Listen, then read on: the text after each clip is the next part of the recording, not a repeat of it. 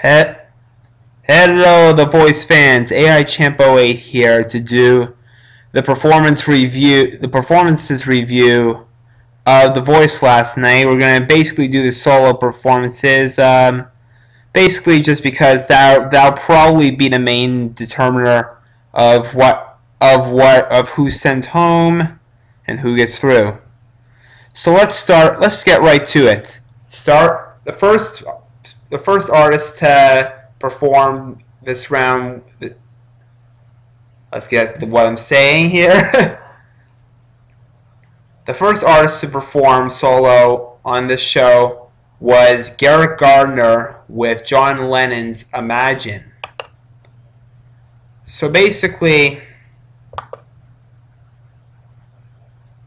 what I gotta say for Garrett is I think it was a perfect way to do the song. He went out there, did it on piano, basically stuck to the melody quite a bit, and then put his own rock twist using his voice, using the music to do that. I think it was perfect because you're sticking to the melody, but you're also putting your own artistic spin on it.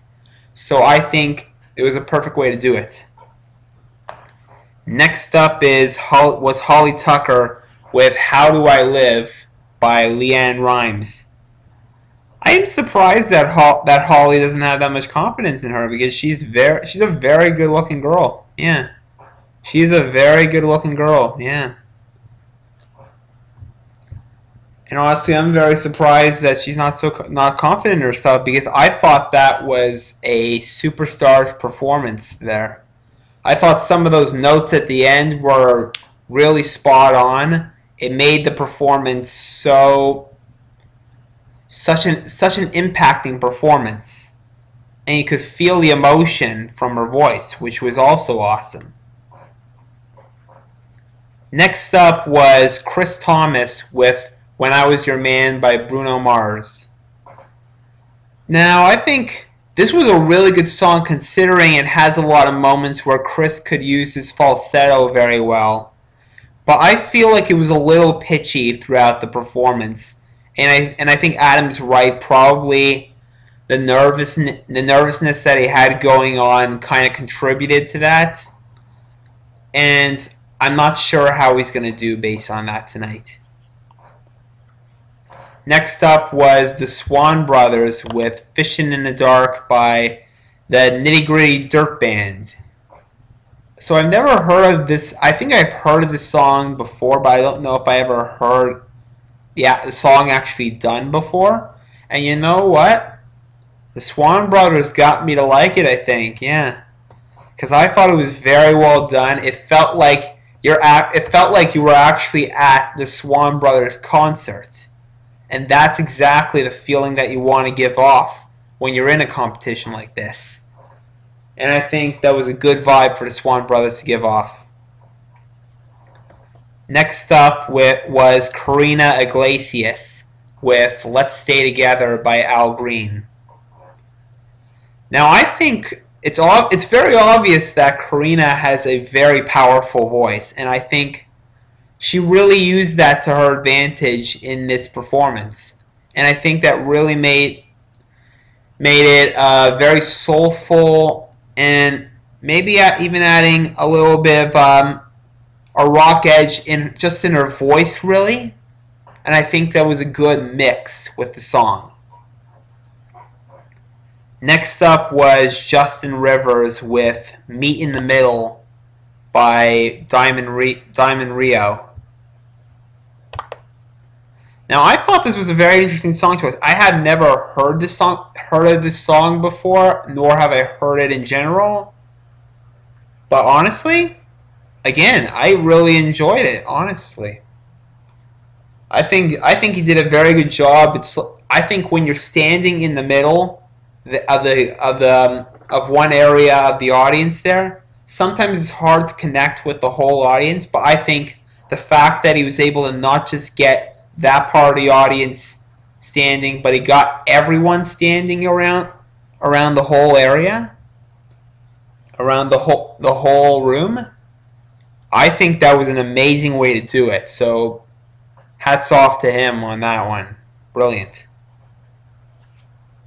Next up was Danielle Bradbury with Maybe It Was Memphis. And who sings this?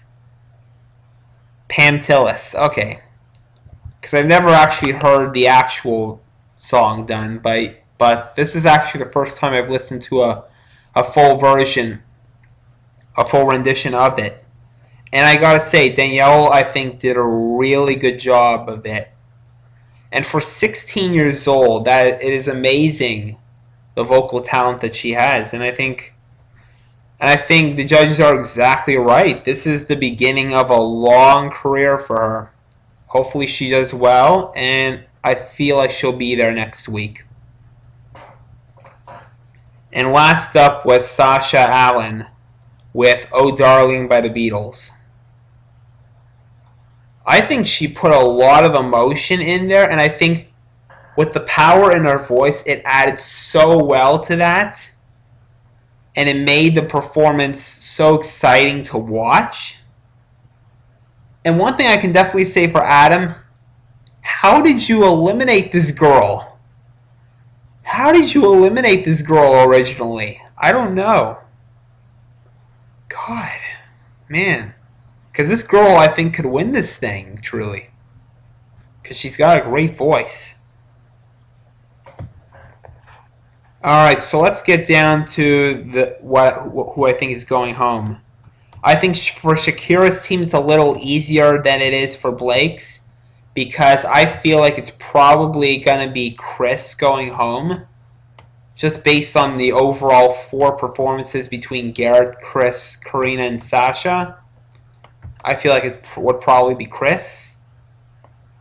For Blake's, it's actually a little harder, but I think though a duo has never made it into the top 12, I think this may be the first time, because I think the Swan brothers really have a good connection with the audience as far as their performance goes, and I feel like that's what's going to get them through. I think Justin as well, even being in the middle of the audience and not actually being on stage, I think even with that, he was able to get the whole audience going on that one. And then Danielle. Nobody can deny Danielle's talent. Nobody can deny that. So, and then Holly. I feel like it's going to be Holly tonight just because of the fact that the Swan brothers and Justin gave such exciting performances, and I think Danielle, people just root for because she is so young, and people want to see her succeed. So I feel like, unfortunately, I feel like it's going to be Holly tonight. I would love to hear what you guys think. I feel like there's probably going to be several differing opinions on Blake's team's elimination because they were so good last night. And definitely enjoy watching the results show. Have a good one.